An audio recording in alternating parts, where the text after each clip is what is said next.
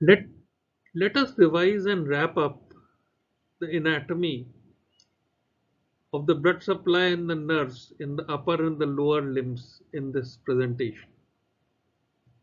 Cervical rib is an enlargement of the costal element of the seventh cervical vertebra, which inserts prematurely in the upper surface of the first rib.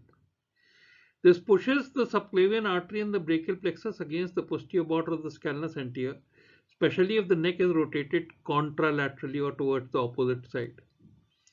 A widened insertion of the scalenus anterior would push the vessels and the nerves against the rib when the neck is rotated ipsilaterally. This is called as the scalenus anticus syndrome.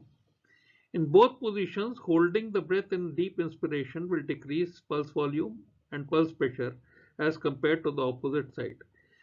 If trapezius is strong, it keeps the pectoral girdle higher and prevents neurovascular pressure against the first or the cervical rib. This presents with subclavian vascular insufficiency. The pulse volume is decreased or lost with deep breathing with head turned in the opposite direction. Adson's test positive for cervical rib. And same with head turned ipsilaterally is Adson's test positive for scalenus anticus syndrome. The neurological entrapment of C8T1 causes brachyalgia and neurological deficit in the distribution of C8T1, which is the motor sensory zone. That means ulnar claw hand and median claw hand combined, like the Klumpke's paralysis.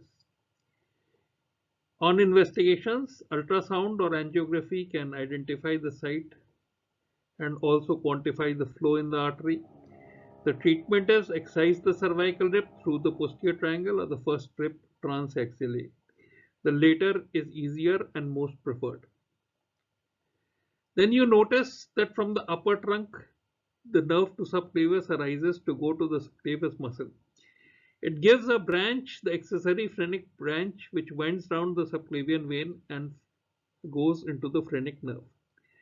Now, this hook of the accessory phrenic can cause stenosis of the subclavian vein, stasis, distal stasis, and thrombosis, spontaneous unilateral axillary vein thrombosis. So, if there is a block in the subclavian artery at the level of the cervical rib or the scalenus anterior, the blood would flow in its thyrocervical trunk, then in its suprascapular and transcervical branches, and then back through the circumflex scapular branch of the axillary artery into the axillary and the brachial artery. And thus, the circulation of the upper limb would be maintained. In case the axillary artery is blocked by injuries around the shoulder, where you see the cross, the blood would flow in its anterior and posterior circumflex humeral vessels, then through the back through the ascending branch of the profunda brachii into the profunda, and then back retrograde from the profunda brachii into the brachial, and then onwards into the lower limb.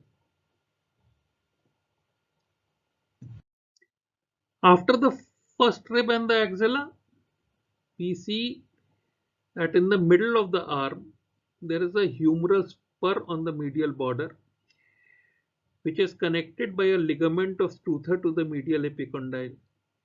This is the insertion of the coracobrachialis, which is trying to mimic the adductor magnus insertion in the lower limb. The brachial artery and the median nerve pass behind the coracobrachialis and then under the ligament of Struther between it and the medial border of the humerus. And here they can be entrapped, and this syndrome is called as the Struther syndrome. And as they pass across the elbow, both can be pressed by the bicipital epineuritis. The biceps is getting inserted into the radial styloid and is sending a epineuritis to merge with the deep fascia of the forearm. This bicipital epineuritis must be divided in fasciotomy to decompress the nerve and the vessels in acute injuries around the elbow.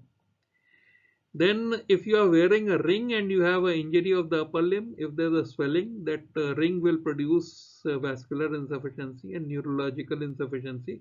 Therefore, in all injuries of the upper limb, any ring must be removed. Then we are talking about the site of entrapment of the nerves. The first rib, the C8T1, the radial groove where the radial nerve winds around the lateral border of the humerus, plastered to it by the lateral intramuscular septum.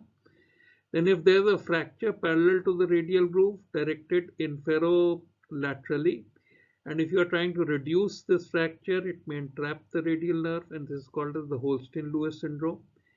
Then the ulnar nerve passing behind the medial epicondyle passes under the posterior part of ulnar collateral ligament and the origin of the flexor carpi ulnaris. This is the canal of Cannon. Then the radial nerve again, after crossing the elbow, divides into the anterior and posterior branch. The posterior branch passes through the superficial and deep fibers of the supinator around the neck of radius. And when you are excising the neck of radius, then you may cause damage to the nerve here. Then the median nerve, after passing between the two heads of the pronator teres, then under the two heads of the flexor digitorum superficialis, passes between the flexor pollicis longus and flexor digitorum profundus in the anterior, on the anterior surface of the interosseous membrane.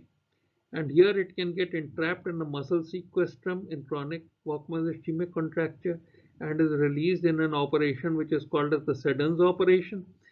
Then the ulnar nerve passing medial to the flexor carpi ulnaris divides into the superficial and the deep branch, and the deep branch passes under the pisciohamate ligament, which is called as the Gouin's canal.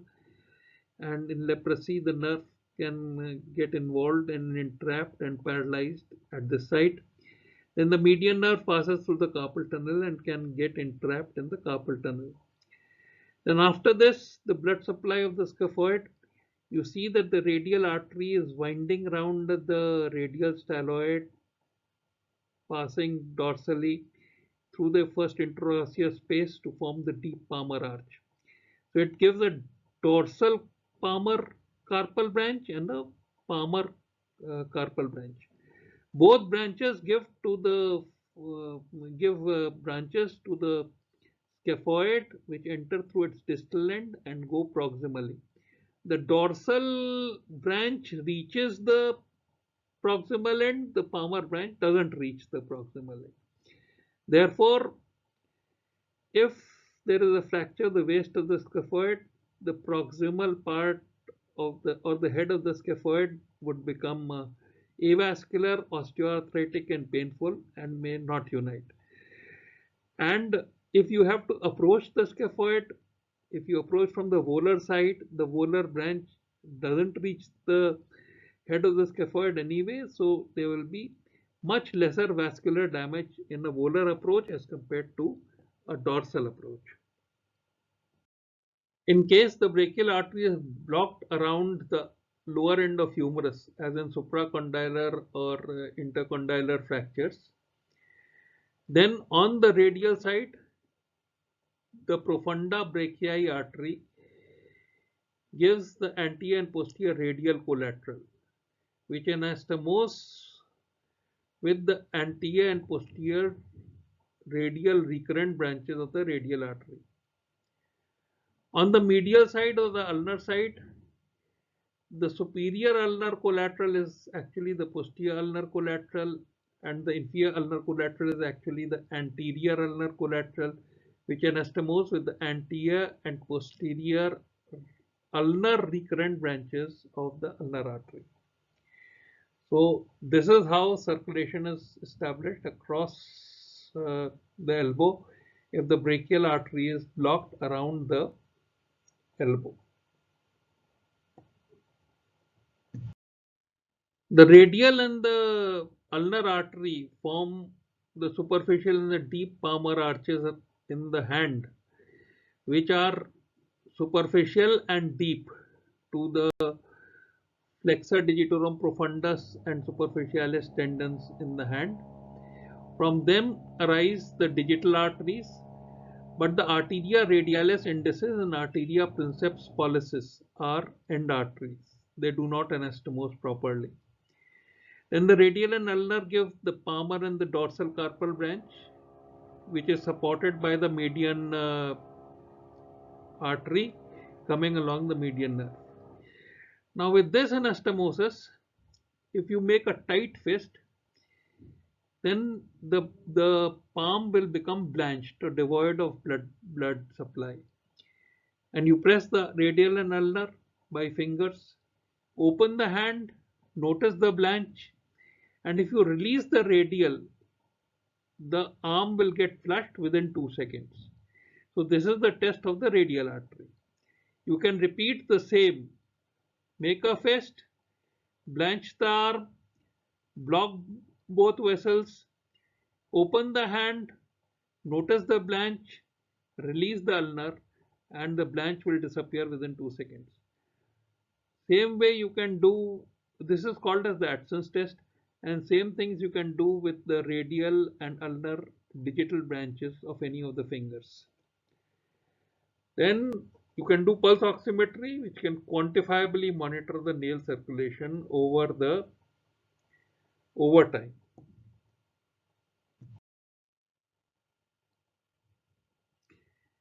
Then we pass on to the lower limb.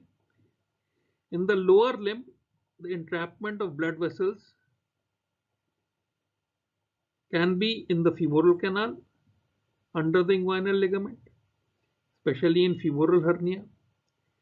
Then in the subsartorial canal, which is under the sartorius muscle, bounded by the vasoadductor membrane, the vastus medialis, and the adductor magnus. Then as the artery passes through the adductor hiatus plastered to the supracondylar part of the femur, then a supracondylar fracture of the femur, the distal fragment being pulled angulated posteriorly by the origin of the gastrocnemius heads, can press on the artery. Then in the upper part of tibia and fibula, the anterotibial artery may get pressed as it passes above the arch of the tibialis posterior, above the interosseous membrane towards the fibular side. Then in the porta pedis, if there is a subluxation of the body of the talus after a fracture neck of talus into the porta pedis, the posterior tibial artery and nerve can be pressed. So these are the pressure points for blood vessels in the lower limb. Then for the nerves, we'll cover from head to toe, the stylomastoid foramen, the facial nerve, the spinal canal, the cauda equina, in lumbar canal stenosis, the intervertebral foramen in prolapsed intervertebral disc, around the posterior dislocation of hip, the sciatic nerve, around the neck of fibula, pressure by above knee fixed skin traction or a fracture of the neck of the fibula, the lateral popliteal nerve, and in the porta pedis, the posterior tibial nerve may be pressed, leading to anesthesia of the soul, especially in leprosy, but sometimes in fracture dislocation of the body of the talus. Then we look at the anastomosis around the hip, knee, and foot, and we'll especially look at the blood supply of the head of the femur and the blood supply of the talus. The profunda femoris embraces the subtrochanteric region of the upper end of femur by its medial and lateral circumflex branches. The medial and lateral circumflex femoral branches give ascending branches which embrace the base of neck. Then these anterior and posterior ascending branches of the circumflex femoral give the anterior and posterior lateral epiphyseal vessels, which pass under the synovial sheath, going up to the head of the femur, cross the growth plate and supply the head. So they are extraosseous. The other supply of the head, only 3% of it is by the artery of ligamentum teres, a branch of the obturator. So now whenever there is increased pressure, synovial pressure, all these extraosseous vessels get compressed, and this is called as the tamponade effect, and this is the pathogenesis of the Perthes disease. Secondly, if there is a posterior slip of the head of the femur and slipped femoral epiphysis, then the posterior retinacular vessels would become contracted, and if you reduce the slipped femoral epiphysis without shortening the neck, then the posterior retinacular vessels would get stretched and there will be avascular necrosis. So finally, in the fracture neck of femur, these retinacular vessels may be damaged, leading to avascular necrosis of the head of the femur, which would need replacement of the head. After the hip, we pass on to the subsartorial canal. You notice the sartorius, and under the sartorius, you notice the vasoadductor membrane, which connects the adductors to the vastus medialis. And the other boundaries of the subsartorial canal are the vastus medialis and the adductors and the subsartorial membrane. And in this, you have the femoral artery, vein, and nerve. You notice that the artery gives a perforator which passes through the adductor magnus and forms an arterial arcade along the medial lip of the femur. Now, this arterial arcade can bleed like hell in fracture of the shaft of femur and cause a huge hematoma and hypovolumic shock. So, this is the uh, uh, anatomy of the subsartorial canal. Notice that the popliteal emerges through the adductor hiatus in the adductor magnus, passes posterior to the knee joint and goes right into the interosseous space between the tibia and fibula on the fibular side.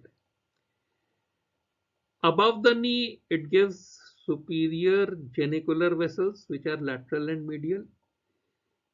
Into the knee, it gives the middle genicular, and below the knee, it gives the genicular inferior genicular vessels, which are medial and lateral. So, middle genicular needs to be protected in posterior capsulotomy of the knee. Now we take the case of a supracondylar fracture of the femur. You see that the head of the gastrocnemius angulates the distal fragment posteriorly, pressing on the popliteal artery. Therefore, the knee should always remain flexed at 30 degrees to avoid this pressure on the artery. And therefore, traction in supracondylar fracture of the femur is given on Bowler's drawn cradle.